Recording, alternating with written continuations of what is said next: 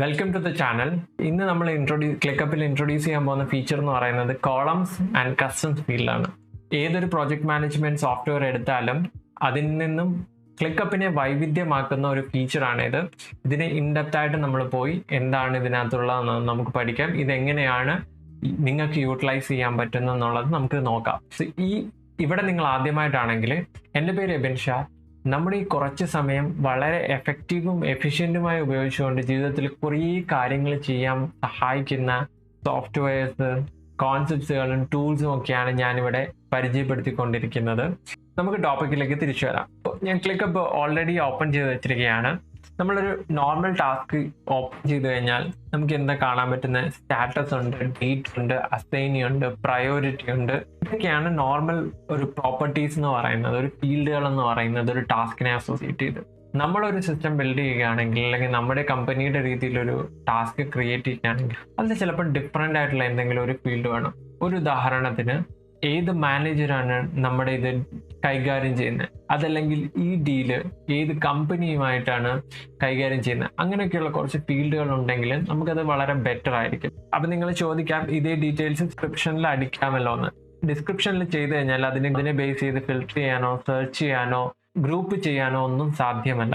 അങ്ങനെയൊക്കെ ചെയ്യണമെങ്കിൽ അതനുസരിച്ച് ഈ കമ്പനി മാത്രമുള്ള ടാസ്കുകൾ ഏതാണ്, അല്ലെങ്കിൽ ഡീലുകൾ ഏതാണ്, അങ്ങനെയൊക്കെ നമുക്ക് ഗ്രൂപ്പുകളൊക്കെ ചെയ്യണമെങ്കിൽ, ഡിഫറെൻറ്റ് കൈൻഡ് ഓഫ് വ്യൂസ് വേണമെങ്കിൽ ഈ കസ്റ്റം ഫീൽഡ്സ് നമുക്ക് വേണം. ഓക്കെ, അതാണ് ഒന്നാമത്തെ കാര്യം. ഇനി എവിടെ നിന്നാണ് കസ്റ്റം ഫീൽഡ് എടുക്കേണ്ടത്? ക്ലിക്കപ്പിന്റെ ഹയറാർക്കിയിൽ വന്നു കഴിഞ്ഞാൽ, ഞാൻ ഹയറാർക്കി അഗെയിൻ പറയുകയാണ്, സ്പേസ്, ഫോൾഡർ, ലിസ്റ്റ്, അങ്ങനെയാണ് അതിന്റെ ഹയറാർക്കി പോകുന്നത്. ലിസ്റ്റ് ലെവലിൽ നിങ്ങൾ റൈറ്റ് ക്ലിക്ക് ചെയ്ത് കഴിഞ്ഞാൽ ലിസ്റ്റ് സെറ്റിംഗ്സിൽ പോയി കഴിഞ്ഞാൽ ലിസ്റ്റ് ലെവലിൽ നമുക്ക് കുറച്ച് കസ്റ്റം ഫീൽഡ്സ് സെറ്റ് ചെയ്യാം. ലിസ്റ്റ് ലെവലിൽ ചെയ്യുന്നതെല്ലാം ആ ലിസ്റ്റിൽ മാത്രമേ വരത്തുള്ളൂ, അതിന് മുകളിലോട്ട് പോകില്ല. ഇനി ഫോൾഡർ ലെവലിലാണ് നമ്മൾ നോക്കുന്നെങ്കിൽ ഫോൾഡർ സെറ്റിംഗ്സിൽ കയറി കഴിഞ്ഞ് കഴിഞ്ഞാൽ കസ്റ്റം ഫീൽഡുണ്ട്. ഇവിടെ സെറ്റ് ചെയ്യുന്ന കസ്റ്റം ഫീൽഡ് എന്ന് പറഞ്ഞാൽ ആ ഫോൾഡറിനകത്തുള്ള എല്ലാ ലിസ്റ്റിനും ആപ്ലിക്കബിൾ ആണ്. അതായത് നമ്മൾ ഒരു ഫോൾഡർ ഒരു ഡിപ്പാർട്ട്മെന്റിന് മാത്രം ചെയ്യുകയാണെങ്കിൽ ആ ഡിപ്പാർട്ട്മെന്റിന് വേണ്ടി മാത്രമുള്ള കസ്റ്റം ഫീൽഡ്സ് അതിനകത്ത് സെറ്റ് ചെയ്യാൻ പറ്റും. ഇനി നമ്മുടെ എൻറ്റയർ സ്പേസിന് വേണ്ടിയിട്ട് നമ്മുടെ കമ്പനി അല്ലെങ്കിൽ നമ്മൾ എന്താണോ വർക്ക് ടാസ്ക് സ്പേസിൽ ചെയ്യുന്നത്, ആ എൻറ്റയർ ടാസ്കിന് വേണ്ടിയിട്ടും കസ്റ്റം ഫീൽഡ്സ് വേണമെങ്കിൽ സ്പേസ് സെറ്റിംഗ്സിൽ ചെന്നിട്ട് കസ്റ്റം ഫീൽഡ് സെറ്റ് ചെയ്ത് കൊടുക്കാം. എൻറ്റയർ സ്പേസിൽ അവൈലബിൾ ആയിരിക്കും. സോ അതാണ് ഹയറാർക്കിയൽ സ്ട്രക്ചർ എന്ന് പറയുന്നത്. ഈ ഏറ്റവും ബേസിക് ആയിട്ടുള്ള കാര്യം എന്താണെന്ന് വെച്ചാൽ, എങ്ങനെയാണ് കസ്റ്റം ഫീൽഡ് സെറ്റ് ചെയ്യണം എന്നുള്ളത്. ഓൾറെഡി സെറ്റ് ചെയ്തൊരു കസ്റ്റം ഫീൽഡ് ഞാനിവിടെ കാണിക്കാം. കസ്റ്റം ഫീൽഡ് എന്ന് എൻ്റെ അടിയിൽ റിജക്റ്റഡ് എന്ന് പറയുന്ന ഒരു ഓപ്ഷൻ ഓർ നോൺ ടിക്ക് എന്നുള്ള രീതിയിൽ ഞാൻ സെറ്റ് ചെയ്ത് വെച്ചിട്ടുണ്ട്, നേരത്തെ ചെയ്തിട്ടുണ്ട്. അതെങ്ങനെയാണ് ഞാൻ ചെയ്തതെന്ന് വെച്ചാൽ, ഇത് വളരെ സിമ്പിളാണ്. റൈറ്റ് ക്ലിക്കിൽ മുകളിൽ വന്നു കഴിഞ്ഞാൽ ആഡ് കോളം എന്ന് പറയുന്ന ഒരു ഓപ്ഷൻ ഉണ്ട്. ഈ കോളത്തിൽ ക്ലിക്ക് ചെയ്ത് കഴിഞ്ഞാൽ you can see all the list, എന്തൊക്കെയാണ് ഏത് ടൈപ്പിലാണ് നമ്മൾ കസ്റ്റം ഫീൽഡ് ഉണ്ടാക്കേണ്ടതെന്നുള്ളത് എല്ലാ ഡീറ്റെയിൽസും ഇതിനകത്തുണ്ട്. ടൈപ്പിനനുസരിച്ചിട്ടാണ് ഡേറ്റ സോർട്ട് ചെയ്തിരിക്കുന്നത്. ഡ്രോപ്പ് ഡൗൺ ആയിട്ട് ഇടണോ, ജസ്റ്റ് ടെക്സ്റ്റ് ഫീൽഡ് ആണോ വേണ്ടേ, ഡേറ്റ് ഫീൽഡ് ആണോ വേണ്ടേ, ലേബൽസ് ആണോ വേണ്ടേ, നമ്പർ ആണോ വേണ്ടേ, ഈവൻ വോട്ടിംഗ് ഉണ്ട്. അതിന് കുറച്ചുകൂടെ ഇൻട്രസ്റ്റിംഗ് ആയിട്ടുള്ളതെന്ന് വെച്ച് കഴിഞ്ഞാൽ റേറ്റിംഗ് ഉണ്ട്, പ്രോഗ്രസ് ഉണ്ട്. ഓട്ടോമാറ്റിക്കായിട്ട് പ്രോഗ്രസ് സെറ്റ് ചെയ്യുന്നതുണ്ട്. ഓട്ടോമാറ്റിക്കായിട്ട് പ്രോഗ്രസ് സെറ്റ് ചെയ്യാന്ന് വെച്ചാൽ അതിൻ്റെ സബ് ടാസ്കുകളിൽ എന്തെങ്കിലും വന്നിട്ടുണ്ടെങ്കിൽ അത് കംപ്ലീറ്റ് ചെയ്യുന്നതനുസരിച്ച് പ്രോഗ്രസ് കാണിക്കാൻ മാനുവൽ ആയിട്ടുള്ള പ്രോഗ്രസ് സെറ്റ് ചെയ്യാൻ പറ്റും. പിന്നീട് റിലേഷൻഷിപ്പ്, റോൾ അപ്സ്, സിഗ്നേച്ചർ, അങ്ങനെ പറഞ്ഞിട്ട് പല രീതിയിലുള്ള കസ്റ്റം ഫീൽഡുകളുണ്ട്. സോ ഇതിനെ രണ്ട് ഗ്രൂപ്പായിട്ട് ഞാൻ ചെയ്യാം. ഒന്ന് ടൈപ്പ് അനുസരിച്ചിട്ടുള്ളത്, അതാണ് ഈ ഡ്രോപ്പ് ഡൗൺ, ടെക്സ്റ്റ്, ഡേറ്റ്. ഇത് നിങ്ങൾക്ക് പെട്ടെന്ന് മനസ്സിലാകുന്ന ഒരു കാര്യമായിരിക്കും. സോ ഞാനപ്പം നേരത്തെ ചെയ്ത് എന്താണെന്ന് വെച്ചാൽ ചെക്ക് ബോക്സ് ആണ് ചെയ്തത്. ഇപ്പം ഇവിടെയാണെങ്കിൽ ഡ്രോപ്പ് ഡൗൺ നമുക്ക് ചെയ്ത് നോക്കാം. എക്സാമ്പിൾ ആയിട്ട് ഞാനൊരു ഡ്രോപ്പ് ഡൗൺ സെലക്ട് ചെയ്തു. ടെസ്റ്റിംഗ് ജസ്റ്റ് ഒരു പേര് കൊടുക്കുകയാണ്. ഡിസ്ക്രിപ്ഷൻ ഓപ്ഷനിലാണ് ടൈപ്പ് എന്ന് പറയുന്ന ഡ്രോപ്പ് ഡൗൺ. ഡ്രോപ്പ് ഡൗൺ എന്ന് പറയുമ്പോൾ എന്തൊക്കെ ഓപ്ഷൻസ് നമുക്ക് വേണമെന്നുള്ളത് ഇവിടെ നമുക്ക് ടൈപ്പ് ചെയ്ത് കൊടുക്കാം. ടെസ്റ്റ് ഞാൻ ഓപ്ഷൻ 1, ഓപ്ഷൻ, എന്നിട്ട് ക്രിയേറ്റ് എന്ന് പറയുന്ന ഓപ്ഷൻ കൊടുക്കും. ഓക്കെ, ക്രിയേറ്റ് ചെയ്ത് ഞാൻ ഉള്ളിലേക്ക് കയറി പോകുമ്പോൾ ഇത് എവിടെയാണ് ഗ്രൂപ്പ് ചെയ്തിരിക്കുന്നത്? കസ്റ്റം ഫീൽഡ് എന്ന് പറയുന്നതിൻ്റെ അടിയിൽ നമുക്ക് കാണാം റിജക്റ്റഡ്, ടെസ്റ്റിംഗ് എന്ന് പറഞ്ഞിട്ട് കാണാം. ഞാനത് ക്ലിക്ക് ചെയ്യുകയാണെങ്കിൽ ഓപ്ഷൻ 1, ഓപ്ഷൻ 2 നമ്മൾ ടൈപ്പ് ചെയ്ത് കൊടുത്തത് വന്നിട്ടുണ്ട്. എനിക്ക് സെലക്ട് ചെയ്യാം. സെലക്ട് ചെയ്തിട്ട് ഞാൻ തിരികെ വരികയാണെങ്കിൽ ഇവിടെ കാണാം ഓപ്ഷൻ 1, ഓപ്ഷൻ 2 എന്നൊക്കെ ഉള്ളത് കാണാം. കുറച്ചുകൂടെ നമുക്കതിനെ വൈവിധ്യമാക്കണമെങ്കിൽ അതിനകത്ത് കളർ കൊടുത്ത് കഴിഞ്ഞാൽ പെട്ടെന്ന് മനസ്സിലാകും. അങ്ങനെയൊക്കെ എന്തെങ്കിലുമൊക്കെ ചെയ്യണമെങ്കിൽ അതിനെ നമുക്ക് എഡിറ്റ് ചെയ്യാം. അതെങ്ങനെ ചെയ്യാൻ നോക്കാം. ഞാൻ റൈറ്റ് ക്ലിക്കിൽ വന്ന് ആഡ് കോളത്തിൽ പ്രസ് ചെയ്തു. അപ്പം ഈ ക്രിയേറ്റ് ഫീൽഡ് എന്ന് പറഞ്ഞ് വീണ്ടും വന്നിട്ടുണ്ട്. ഇവിടെ ഞാൻ ഇനി ഉണ്ടാക്കി കൊടുത്തു കഴിഞ്ഞാൽ വീണ്ടും ഒരു കസ്റ്റം ഫീൽഡ് ഉണ്ടാകുകയുള്ളൂ. അതല്ല ചെയ്യേണ്ടത്. അതിന് പകരം നമ്മൾ എന്ത് ചെയ്യുന്നത് വെച്ചാൽ താഴെ വന്നു കഴിയുമ്പം ഷോ ഹൈഡ് എന്ന് പറയുന്ന ഓപ്ഷൻ ഉണ്ട്. അതിൽ ക്ലിക്ക് ചെയ്ത് കഴിഞ്ഞാൽ നമുക്കിപ്പോൾ എക്സിസ്റ്റിംഗ് ആയിട്ടുള്ള എല്ലാ സാധനങ്ങളും കാണാൻ പറ്റും. അവിടെ നമ്മൾ വീണ്ടും വന്ന് നോക്കുകയാണെങ്കിൽ ടെസ്റ്റിംഗ് കണ്ടിട്ടുണ്ട്. ടെസ്റ്റിങ്ങിൽ എഡിറ്റ് എന്ന് പറയുന്ന ഓപ്ഷൻ വരും. അത് ക്ലിക്ക് ചെയ്യുക. ക്ലിക്ക് ചെയ്യുമ്പം ഇവിടെ വന്നിട്ടുണ്ട്. അതിന് നമുക്ക് കളർ കൊടുക്കണമെങ്കിൽ ഇവിടെ ഓപ്ഷൻ ഉണ്ട്. കളർ സെലക്ട് ചെയ്യുക. ഒന്ന് റെഡ് കൊടുത്തു. ഓപ്ഷൻ 2 എന്ന് പറയുന്നത് ഗ്രീൻ കൊടുത്തു റാൻഡമായിട്ട്. ഓക്കെ, ഇപ്പം നമ്മൾ നോക്കുകയാണെങ്കിൽ ഓപ്ഷൻ 1 ഓപ്ഷൻ 2ന് നല്ല കളറൊക്കെ ആയി, വളരെ പെട്ടെന്ന് തിരിച്ചറിയാവുന്നൊരു രീതിയിലായി.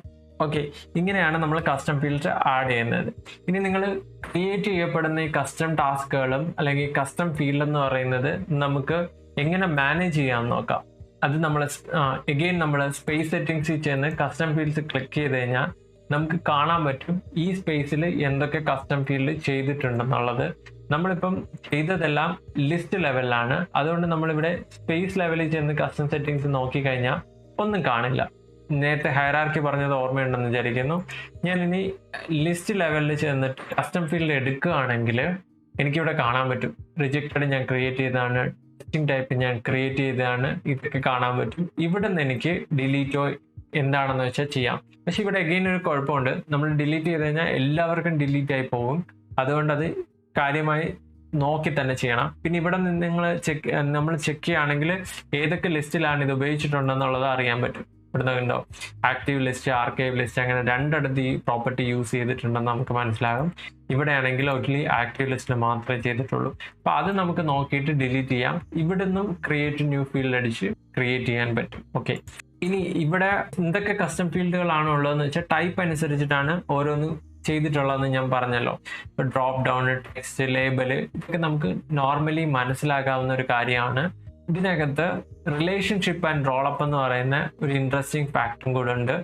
ഇത് നമ്മൾ എങ്ങനെ സഹായിക്കുമെന്ന് വെച്ചാൽ ഈ ഒരു ടാസ്കിനെ മറ്റ് ടാസ്കുകളുമായി എങ്ങനെ ലിങ്ക് ചെയ്യാം, അവിടെ നിന്ന് അതിൻ്റെ പ്രോപ്പർട്ടി എങ്ങനെ ഇതിലേക്ക് ഓട്ടോമാറ്റിക്കായിട്ട് എടുക്കാം എന്നുള്ളത് കാണുന്നതാണ് ഈ റിലേഷൻഷിപ്പും റോളപ്പും ഉള്ളത്. ഇതിനെപ്പറ്റി ഞാൻ അടുത്തൊരു വീഡിയോയിൽ വിശദമായിട്ട് ചെയ്യാം. പിന്നെ വേറൊരു മേജർ പ്രോബ്ലം എന്താണ് ഈ കസ്റ്റം ഫീൽഡ് എന്ന് വെച്ച് കഴിഞ്ഞാൽ, കസ്റ്റം ഫീൽഡിന്റെ എന്ത് നെയിം നമുക്ക് കൊടുക്കാം. ഈ നെയിം ഡ്യൂപ്ലിക്കേറ്റ് ചെയ്യുന്നുണ്ടോ എന്നുള്ളത് സിസ്റ്റം ചെക്ക് ചെയ്യില്ല, ക്ലിക്കപ്പ് ചെക്ക് ചെയ്യില്ല. അത് നമ്മുടെ ഒരു ഉത്തരവാദിത്വമാണത്. അവിടെയാണ് ഇതിനകത്തൊരു ചെറിയ പ്രശ്നമുള്ളത്. അതൊരിക്കലും വാർണിംഗ് പോലും തരത്തില്ല. നമ്മൾ സെയിം സാധനം ഉണ്ടാക്കുകയാണെങ്കിൽ, ഇപ്പോൾ ഒരു കേസ് പറയുകയാണെങ്കിൽ ഇവിടെ ഇമെയിൽ എന്ന് പറയുന്ന ഏതെങ്കിലും ഒരു ഫോൾഡറിൽ ഇമെയിൽ എന്ന് പറയുന്ന ഒരു കസ്റ്റം ഫീൽഡ്. എന്തിനാണ് ഇമെയിൽ ഉപയോഗിക്കുന്നത്? ഒരു ഇമെയിൽ സേവ് ചെയ്യാൻ വേണ്ടിയിട്ട് മാത്രമാണ് ഉപയോഗിക്കുന്നത്. അപ്പൊ ഇതെന്ന് പറയുന്നത് വേറെ ഏതെങ്കിലും ഒരു ടീം ഇമെയിലിൽ മേബി ഉണ്ടാക്കിയിട്ടുണ്ടായിരിക്കാം. പിന്നെ നിങ്ങളും ഓൺ ടോപ്പ് ഓഫ് ഉണ്ടാക്കും. അപ്പൊ അവിടെ എന്താണെന്ന് വെച്ചാൽ 2 ഇമെയിൽ എന്ന് പറയുന്ന കസ്റ്റം ഫീൽഡ് ക്രിയേറ്റ് ചെയ്തു. അങ്ങനെ ഡ്യൂപ്ലിക്കേഷൻ ഉണ്ടാകാനുള്ള ചാൻസ് വളരെ വളരെ കൂടുതലാണ് ഈ ഒരു സെറ്റ്. അതുകൊണ്ട് നമ്മൾ ക്രിയേറ്റ് ചെയ്യുന്നതിന് മുമ്പ് ബെറ്റർ ഒന്ന് ചെക്ക് ചെയ്യണം വേറെ എവിടെയെങ്കിലും ഉണ്ടായിട്ടുണ്ടോയെന്ന്. അതിനുള്ള ഒരു എളുപ്പവഴി എങ്ങനെയാണെന്ന് വെച്ച് കഴിഞ്ഞാൽ, ക്രിയേറ്റ് ഫീൽഡിൽ താഴെ വന്നു കഴിഞ്ഞാൽ ആഡ് എക്സിസ്റ്റിംഗ് എന്ന് പറയുന്നൊരു ബട്ടൺ ഉണ്ട്. അവിടെ ക്ലിക്ക് ചെയ്താൽ ഓൾറെഡി ഈ ലിസ്റ്റ് അല്ലെങ്കിൽ ആ ഒരു ഫോൾഡർ ലെവലിൽ ക്രിയേറ്റ് ആയിട്ടുള്ള വർക്ക് സ്പേസിൽ ക്രിയേറ്റ് ആയിട്ടുള്ള അതർ കസ്റ്റം ഫീൽഡ് ഇവിടെ കാണാൻ പറ്റും.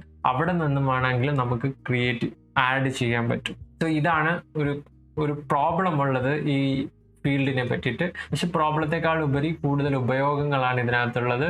എല്ലാ പ്രോജക്റ്റ് മാനേജ്മെന്റ് സോഫ്റ്റ്വെയറിലും കാണുന്നൊരു ഫീൽഡല്ല ഈ സംഭവം. നമുക്കൊരു ഫ്ലെക്സിബിലിറ്റി തരികയാണ് ഇതോടുകൂടി ക്ലിക്കപ്പ് ചെയ്യുന്നത് കസ്റ്റം ഫീൽഡ് ഉപയോഗിച്ച്. വൈസായിട്ട് യൂസ് ചെയ്താൽ ഏറ്റവും നല്ലൊരു ഫീച്ചറാണ് ഈ കസ്റ്റം ഫീൽഡ് എന്ന് പറയുന്നത്. വീഡിയോ ഇഷ്ടപ്പെട്ടെന്ന് കരുതുന്നു. ഇനിയും ഇതുപോലുള്ള വീഡിയോകൾക്കായി പ്ലീസ് ലൈക്ക് ആൻഡ് സബ്സ്ക്രൈബ്. അതുപോലെ നിങ്ങൾക്ക് കസ്റ്റം ഫീൽഡ് എങ്ങനെ യൂസ് ചെയ്യണമെന്ന് നിങ്ങൾക്ക് തോന്നുന്നത് അതും കമൻറ്റിലിട്ട് ദയവായി അറിയിക്കുക. അടുത്തൊരു വീഡിയോ വരേക്കും നന്ദി, നമസ്കാരം.